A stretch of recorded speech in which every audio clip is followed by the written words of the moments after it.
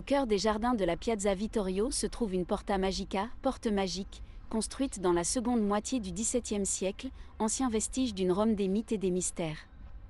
La porte énigmatique, cependant, ne mène nulle part, et est ce qui reste de la luxueuse Villa Palombara, résidence du marquis Massimiliano Savelli Palombara.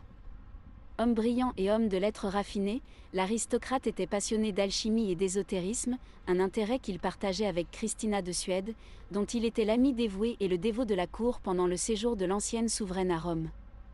La légende veut qu'au cours d'une nuit d'orage en 1680, un voyageur, probablement le médecin alchimiste Francesco Bori, qui séjournait dans la villa, se soit rendu dans le jardin à la recherche d'une herbe capable de produire de l'or.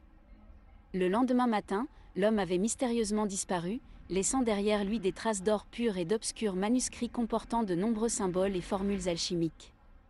Convaincu que l'écriture mystérieuse contenait le secret de la pierre philosophale, le marquis fit graver la recette magique sur la porte alchimique, également appelée porte du ciel et porte hermétique, des symboles planétaires, chacun associé à un métal, des pyramides, des cercles, des inscriptions en latin et en hébreu et une étoile à 6 branches, le sceau de Salomon.